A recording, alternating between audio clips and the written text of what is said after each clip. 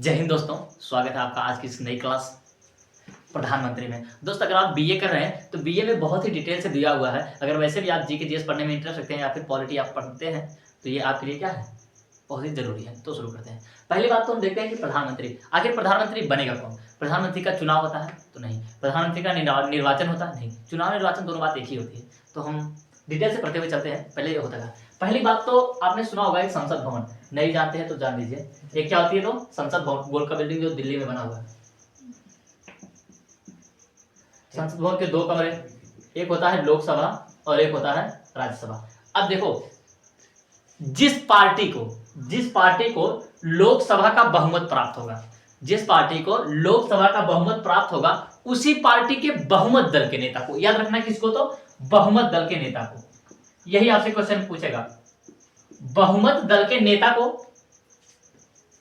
क्या किया जाएगा, राष्ट्रपति के द्वारा प्रधानमंत्री के पद पर नियुक्त किया जाता है। ठीक है, जिस पार्टी को लोकसभा का बहुमत प्राप्त होगा उसी पार्टी के बहुमत दल के नेता को राष्ट्रपति के द्वारा प्रधानमंत्री के पद पर नियुक्त किया जाता है।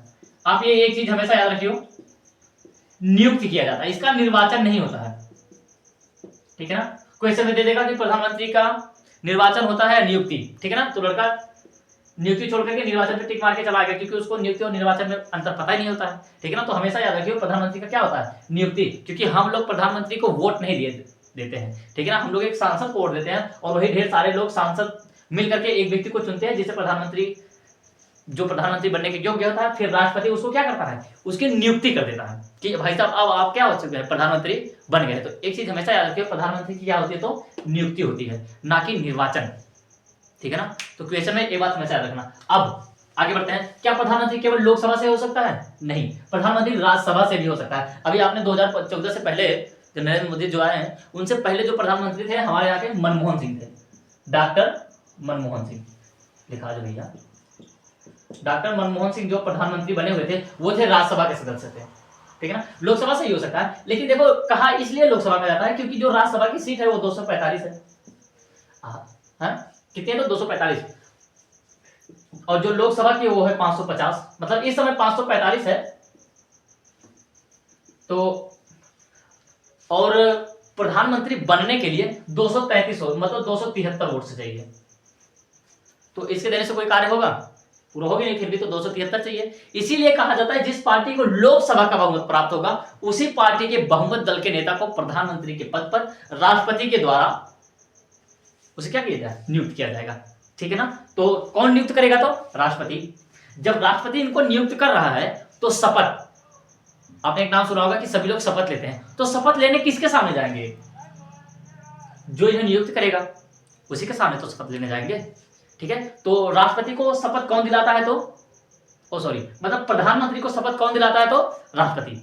ठीक है ना, प्रधानमंत्री को शपथ कौन दिलाएगा, तो राष्ट्रपति दिलाता है। क्यों? क्योंकि राष्ट्रपति ही उसे प्रधानमंत्री के पद पर नियुक्त करता है। और जब ये सब हो जाता है फिर उसके बाद तब राज्यपाल को भी क्या करता है, प्रधानमंत्री वो राष्ट्रपति ही चुन करके राज्यों में भेजता है। और जो राज्यपाल होता है वो उस राज्य का राज्यपाल नहीं बन सकता जिस राज्य में उसका जन्म हुआ है। राज्यपाल कभी भी उसी राज्य से नहीं बन सकता, वो हमेशा दूसरे राज्य से चुन करके आता है। और क्यों चुन करके आता है, क्योंकि राष्ट्रपति की आपातकालीन शक्तियां अभी हो सकता है सर आपको पढ़ाए हैं, नहीं तो आगे वीडियो हमारा अपलोड कर देंगे। 352, 356 और 360, जब कभी भी राष्ट्र के अंदर आपात लग जाता है तो राज्य की सारी शक्तियां राज्यपाल के हाथ में चली जाती हैं, है ना। राज्य की सारी शक्ति कहां चली जाती है, राज्यपाल के हाथ में।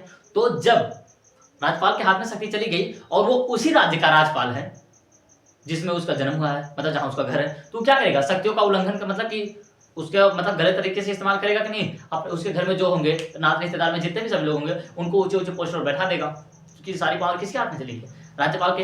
इसीलिए उस राज्य के व्यक्ति को कभी भी अपने राज्य का राज्यपाल नहीं बनाया जाता।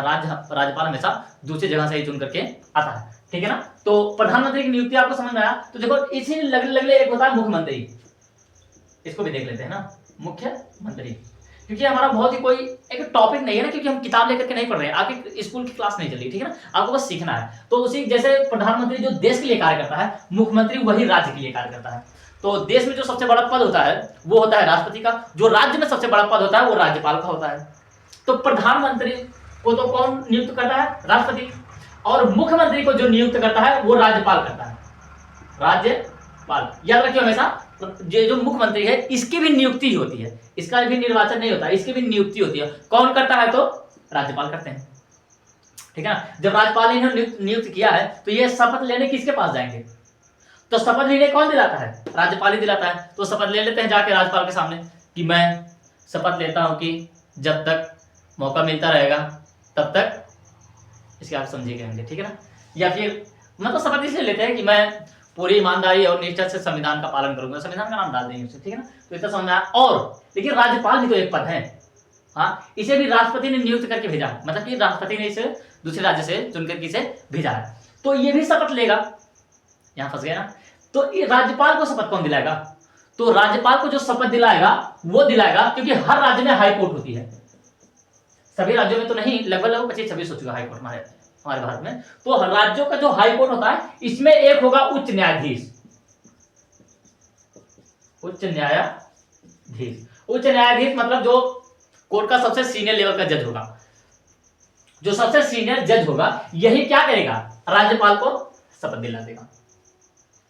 जो राज्य का हाई कोर्ट है वहां का जो उच्च न्यायाधीश है वो क्या करेगा? राज्यपाल को शपथ दिलाएगा। लेकिन आप सुनो, देखो, राष्ट्रपति भी तो चुना ही गया है, अप्रत्यक्ष रूप से चुना गया है, लेकिन चुना तो गया है, उसको भी तो कोई ना कोई शपथ दिलाएगा।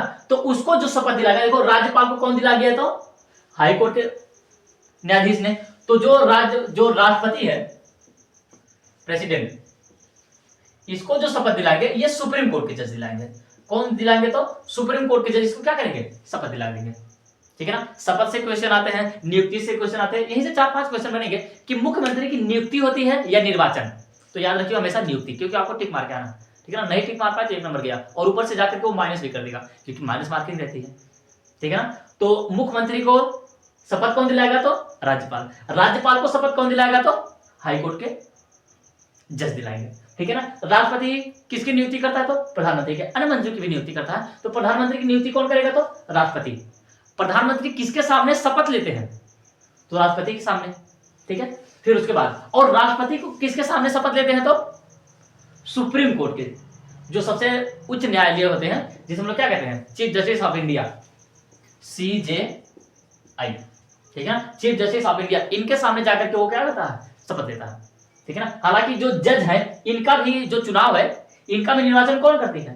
संसद, ठीक है, संसद करती है, क्योंकि जो हमारा देश चलता है वो कहां से चलता है? संसद भवन में। हालांकि संसद भवन एक ऐसी जगह है जहां संसद भवन और विधानमंडल, जहां से पूरा देश चलता है, और यहां पर जाने के लिए आपको किसी भी एजुकेशन की योग्यता नहीं हो। आपके अंदर एजुकेशन है या नहीं है, बस आप जनता के सामने कितना अच्छा सफाई से झूठ बोल लेते हैं। अगर आप जितना सफाई से झूठ बोल लेंगे, संसद के भवन में आपको उतने ऊंचे पद पर बैठा दिया जाएगा, समझ रहे हैं ना। तो ये रही हमारी बेसिक टॉपिक, कौन किसके सामने शपथ दिलाता है, प्रधानमंत्री कौन बन सकता है, और मुख्यमंत्री को शपथ कौन दिलाता है, और उच्च न्यायाधीश, मतलब छोटी छोटी जानकारी थी।